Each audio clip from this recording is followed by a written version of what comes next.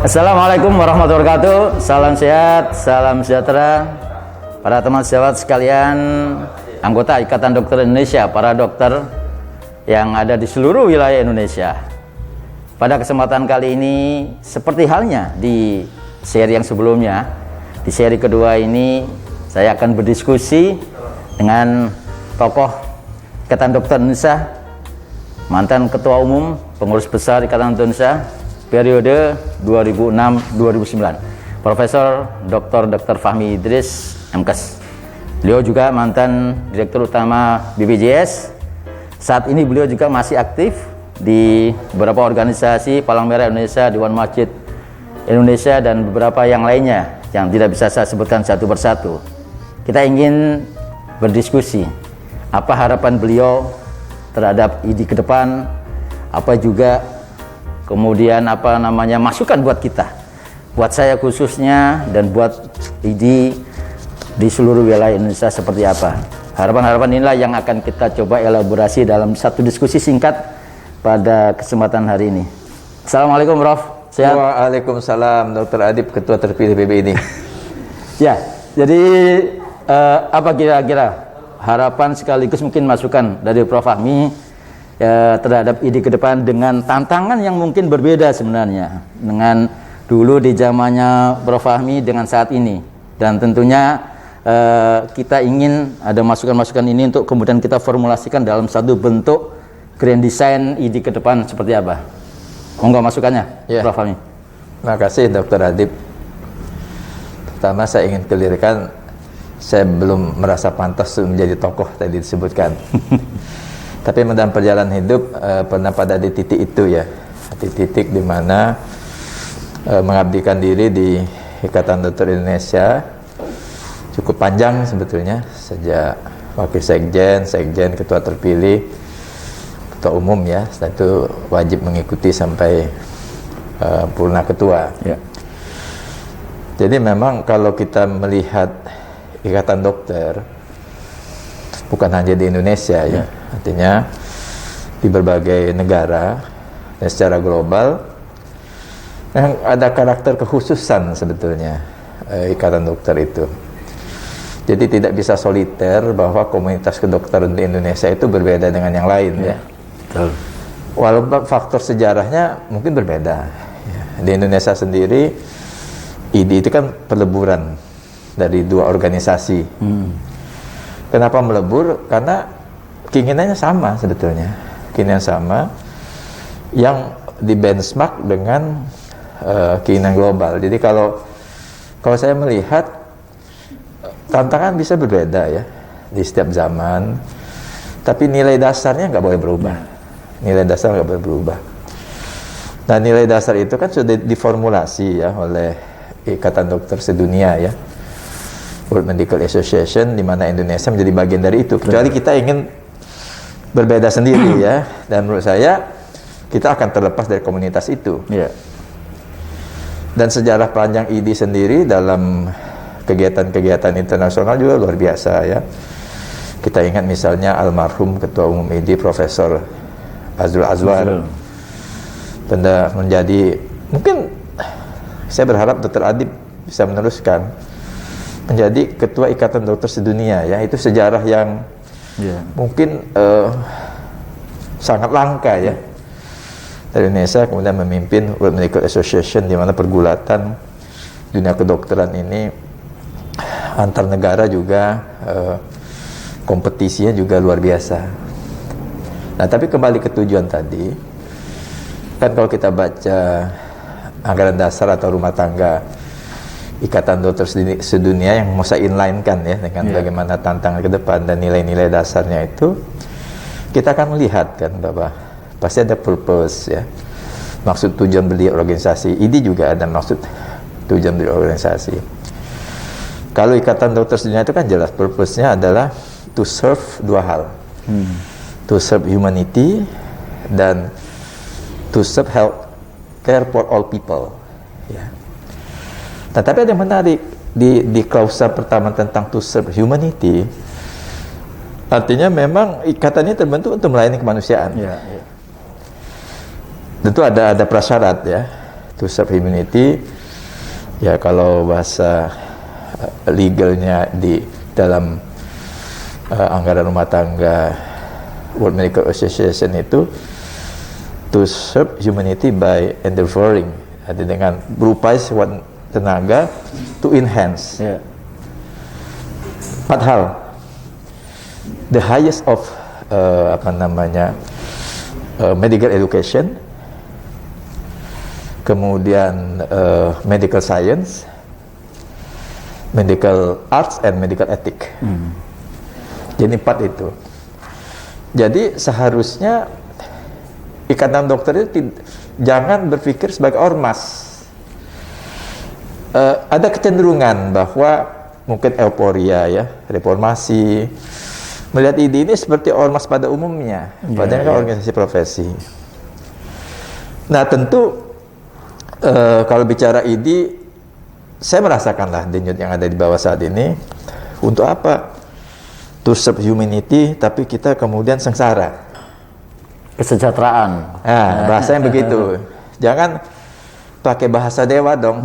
Tugas onasi kedokteran itu melayani kemanusiaan. Kemudian melayani healthcare for all people. Tapi kalimat dengan upaya sungguh-sungguh by endeavoring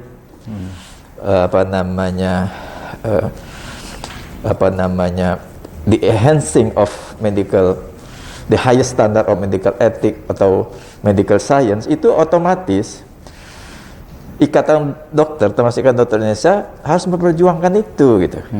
Oke. Kalau kita ingin benar to serve humanity, highest standard of medical education mesti terbentuk. Highest standard of medical science mesti terbentuk. Highest standard of medical ethic mesti terbentuk. Termasuk medical art di situ. Nah, itu butuh prasyarat. Nah, itu kemudian diadvokasi ke pemerintah. Jangan menangisi diri gitu. Menangisi diri, kemudian wah pemerintah enak banget nyuruh kita untuk alasan kemanusiaan. Kita sampaikan, kami ini kemanusiaan, tapi harus ada standar.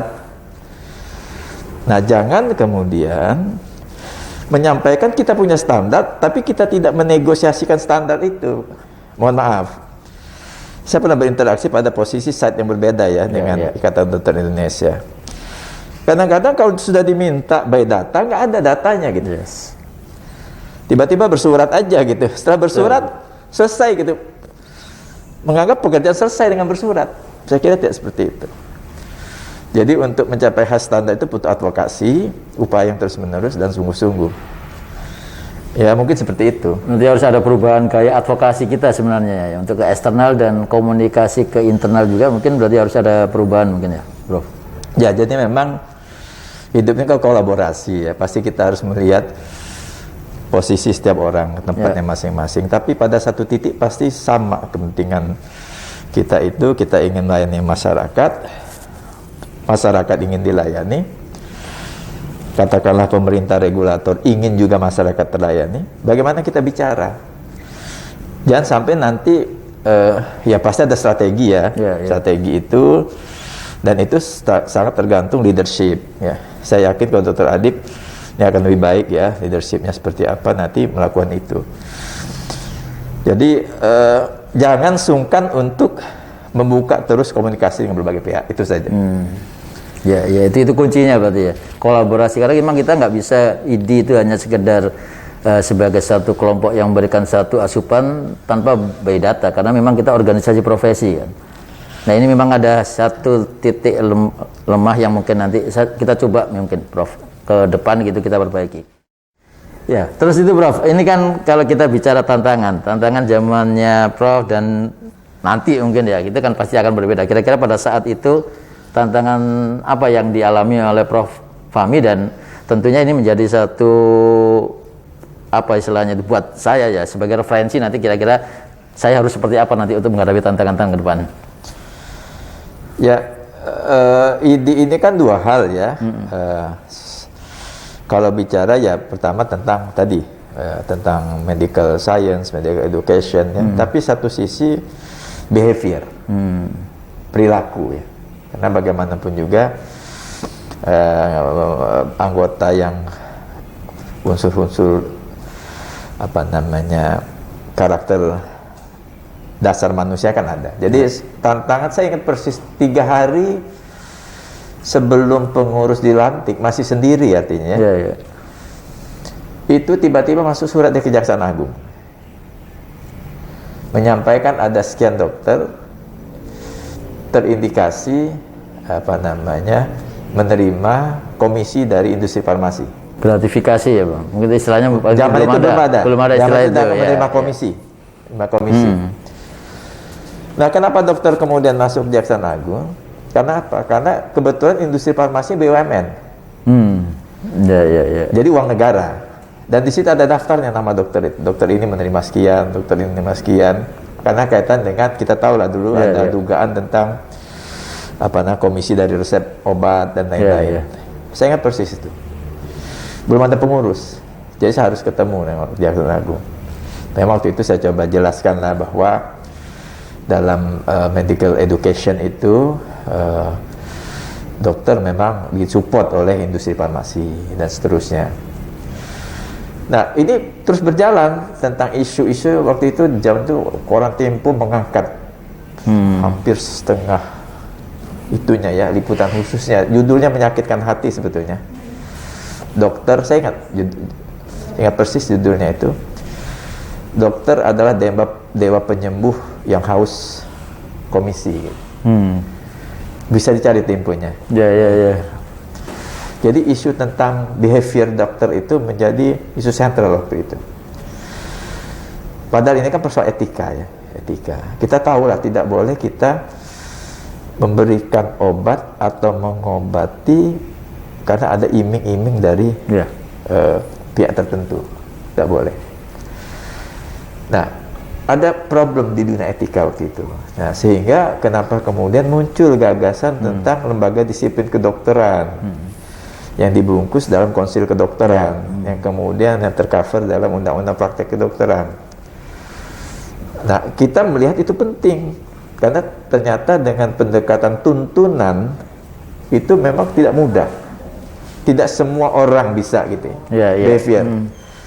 Tapi kalau pendekatannya tanda kutip tuntutan tapi bukan tuntutan hukum, pendisiplinan, itu kemudian ternyata mungkin lebih efektif dan itu berlaku di berbagai negara. Nah, tantangan itu yang pada masa itu yang menonjol ya, behavior.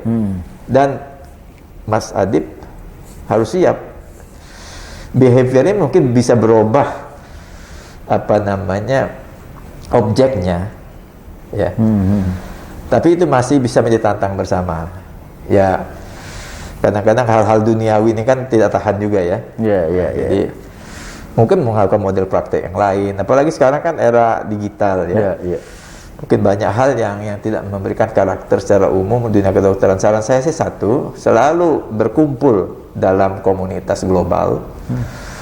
Sehingga nilai-nilai dasarnya itu menjadi standar yang sama. Kalau Anda tidak aktif di dunia global, Anda merasa besar di rumah sendiri, di lingkungan sendiri, kemudian Anda berpikir sendiri, menyelesaikan persoalan sendiri, nanti bingung sendiri. Itu saja.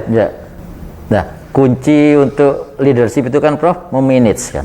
Kalau kita bicara memanage berarti kan mengorganize gitu. Nah, kira-kira di dalam satu struktur, kalau kita bicara satu struktur organisasi di ID, dengan situasi yang saat ini, kira-kira kalau menurut Prof seperti apa yang pas sebenarnya dengan kondisi yang saat ini, sehingga kalau kita pernah diskusikan ada istilahnya itu seperti organisasi laba-laba, jaring laba-laba katakanlah, atau apapun itu. Nah, kira-kira kalau dengan melihat situasi seperti saat ini, menurut Prof yang sudah saya yakin sudah banyak pengalaman tentang barang organize itu, untuk ID ke depan seperti apa Prof? Ya, memang pertama kalau kita mau jujur, kita mesti assessment dulu customer need ya. Apa sih keinginan masyarakat stakeholders terhadap praktek kedokteran di Indonesia ini? Di-assess dulu, dilihat. Pasti tentu dengan langkah-langkah objektif, evidence based, pendekatan yang memang keilmuan ya. Setelah kita tahu, tentu kita ingin memenuhi ekspektasi itu. Nah, untuk memenuhi ekspektasi itu pasti ada strukturisasi pemenuhan itu. Ya.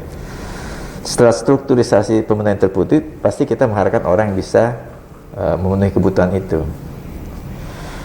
Nah, pada saat memenuhi kebutuhan itu tentu kita bicara tentang program. Ya, kalau di dalam anggaran rumah tangga, dalam itu kan diatur lebih lanjut dalam program kerja.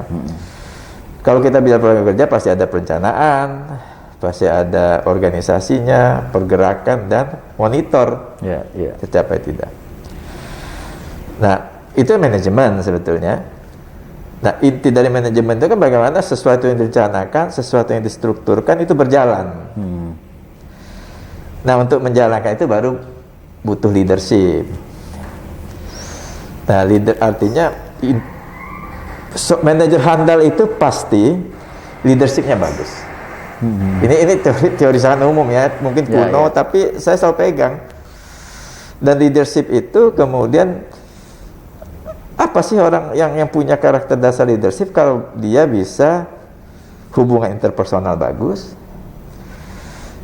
punya kemampuan memotivasi orang, dan kemudian komunikator yang handal. Tiga itu. Nah, kadang-kadang hubungan interpersonal ini yang karena saya merasa ketua gitu ya. Ya, udah menempatkan diri beda gitu. Nah, itu maksud saya. Jangan bedakan antara keketuaan dengan leadership. Beda jauh itu. Orang bisa menjadi ketua tapi belum tentu punya leadership. Seperti itu. Nah, satu hal lagi mungkin Prof yang berkaitan dengan advokasi dari bagian masyarakat global. Saya kira ini menjadi sebuah keniscayaan yang tidak bisa kita hindari, bahwa kita memang tetap harus menjadi bagian dari masyarakat global. Nah, dengan era MEA ya, dan saya kira juga udah mulai muncul ada wacana-wacana dokter asing. Nah, memposisikannya seperti apa kira-kira Prof? ID nanti harus seperti apa? Hanya Prof juga punya pengalaman di konsil juga kan? Jadi pertama kita jangan takut bersaing. Itu jangan takut bersaing. Individual sebagai dokter kita kan bagus. Nah, itu yang selalu dulu kita sampaikan, mudah-mudahan bisa sampai sekarang menjadi ini bersama gitu ya. Dokter itu hanya dapat praktik baik pada sistem yang baik. Nah, kita harus maksud saya, kita nggak bicara kita karena saya kan ditanya kan. Kemudian terus membawa sistem yang baik itu seperti apa menurut dan itu diperjuangkan. No freelance dalam berjuang kan. Pasti ada upaya. Seperti saya ingat waktu dengan Profesor Muluk, bagaimana kita menggolkan undang-undang praktek kedokteran misalnya. Ya, kita harus berani nongkrongin gitu ya. Nongkrongin DPR, ketemu, bahkan hari terakhir memasukkan frase dalam undang-undang organisasi profesi ada Ikatan Dokter Indonesia satu-satunya. Itu saya pribadi berkeliling, mendatangi dari pintu ke pintu kan, untuk meyakinkan itu. Kemudian dengan Prof. Muluk bersedia, kita datangi ketua DPR ke rumahnya, kita ngobrol, kita jelaskan, ada referensi. Ini undang-undang negara lain seperti ini, kenapa ini mesti satu-satunya, sehingga orang yakin. Dan kemudian jangan pernah kalau kemudian orang menolak misalnya di forum, kemudian kita kami nggak ikut keputusan, kami keluar, itu menurut saya nggak pas. Itu kan bisa dibicarakan lagi. Saya yakin kalau proses meyakinkan itu berjalan baik, permasalahan yang terjadi belakangan ini mungkin kecil kemungkinan itu terjadi konflik yang luar biasa. Itu yang kemudian menjadi satu sisi pada saat ini di dalam upaya mengadvokasikan. Yang kita advokasi juga regulasi, Prof. Regulasi, membuat regulasi ataupun mengharmonisasi regulasi. Nah, mau tidak mau sebenarnya kita akan masuk di dalam satu kerangka politik yang ada. Nah, ini memposisikan ID sebagai organisasi profesi dalam percaturan politik itu kira-kira seperti apa, Prof? ID tidak boleh berpolitik ya. Kalaupun berpolitik, politik moral artinya moral bagaimana to serve humanity, humanity ini berjalan dengan baik. Tapi ID mesti ngerti politik. Pimpinan tertinggi harus paham persis dan tahu persis bagaimana mekanisme pengambilan keputusan itu berjalan, tokoh-tokoh kunci seperti apa.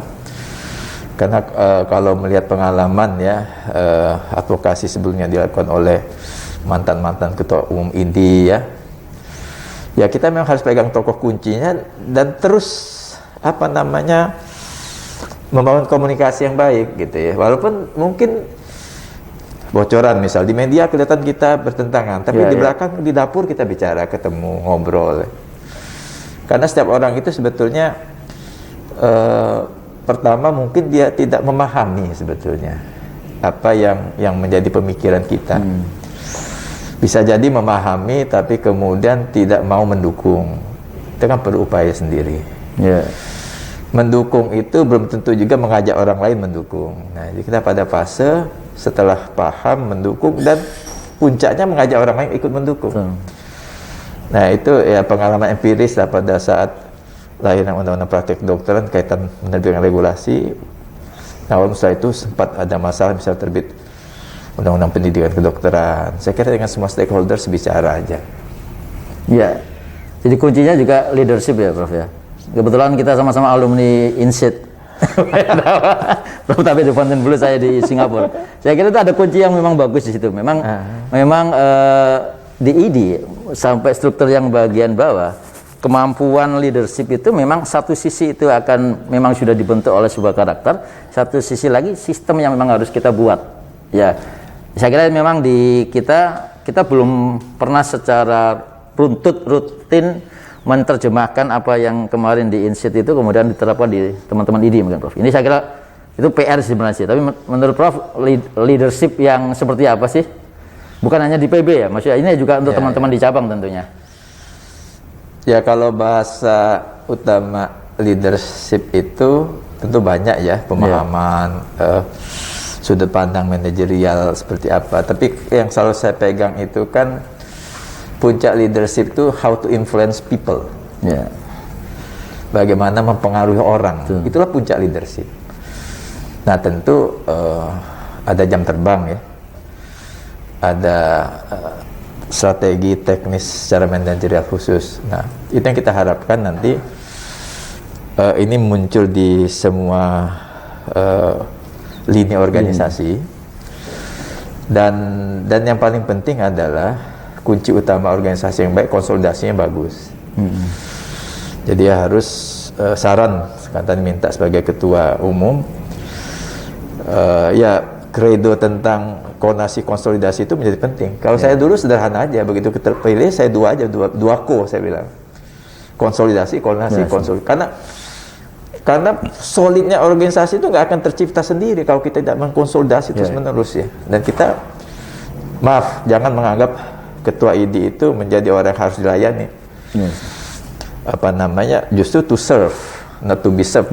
Bukan dilayani. Jadi mau mendatangi, ngobrol, tanya, turun.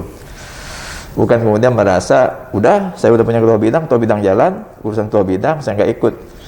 Nah, itu karakter kalau itu ya. Jadi, apalagi organisasi yang secara sumber daya kan tidak terstruktur. Ya, ini kan organisasi perkumpulan ya. Bukan kemudian punya resources yang luar biasa. Walaupun kita harus menuju ke situ. Misal saya ke Jepang, bagaimana datang ke Japan Medical Association, eksekutif direkturnya luar biasa ya. Terdekat Thailand misalnya, luar biasa kita ke sana. Lengkap lah, artinya supporting pengurusnya dengan oleh eksekutif sekretariatnya luar biasa. Nah, kita mesti menuju ke situ. Satu lagi mungkin terakhir mungkin, Prof. Ini kan menjadi PR sebenarnya. Artinya buat ID ke depan terkait dengan branding dan trust gitu. Nah, kira-kira masukan dari Prof untuk membranding ID sesuai dengan apa yang tadi yang disampaikan oleh Prof di awal, dan kemudian membangun trust, baik itu trust ke pemerintah, kemudian ke masyarakat, termasuk kemudian memposisikan bahwa ID itu adalah mitra strategis semua stakeholder. Nah, kira-kira gimana tuh, Prof? Saya tidak berani menggambarkan potret ID secara utuh ya, karena saya tidak lagi di dalam. Tapi secara umum saya melihat ID ini masih sangat dihargai, masih sangat dihormati oleh masyarakat ya. As institution, mungkin ada beberapa oknum ya, pengurus atau anggota yang mungkin bermasalah ya. Nah, dalam potret itu pun sebetulnya melihat ID itu jangan melihat hanya PBID, Ya. ya, pengurus besar, tapi lihat juga ID cabang, ID wilayah, Perhimpunan juga ya, ya. perhimpunan. Masih kita lihat sebetulnya di kabupaten kota, di provinsi, bagaimana ID itu sangat dibutuhkan, ya, sangat dibutuhkan kehadirannya oleh mitra pemerintah, ya. Nah, persoalan kita adalah tidak semua di kabupaten kota, itu persoalan kan, tidak semua di provinsi, bahwa ID itu mendapatkan peran yang strategis dalam konteks kemitraan dengan pemerintah. Nah, ini PR, bagaimana kemudian levelnya minimal ada standar yang sama untuk mengukur leadership di masing-masing kabupaten kota itu. Nah, mekanisme yang paling sederhana adalah memang ditarik ke PBID. Ya. Bagaimana kemudian PBID ini, ya tentu amanah yang diberikan kepada ketua umumnya nanti kalau Dr. Adib dilantik, bisa membawa nama ID ini bukan sekarang tidak bagus, ya, artinya menjadi lebih baik lagi, menjadi lebih baik. Rekognisi puncak pemerintahan tuh mesti ketemu, artinya dengan presiden nggak bisa kita lepas lah. Ya. Hubungan dengan presiden harus dibangun dengan baik, ya. Ya, bantah-bantahan di media itu nggak zamannya lagi lah. Ya. Karena kita ingin ada keinginan populer lah, tampil beda. Itu bisa dihindari, kecuali memang situasi sangat kritis yang membutuhkan leadership ID, ya. Misal soal sekarang pandemi.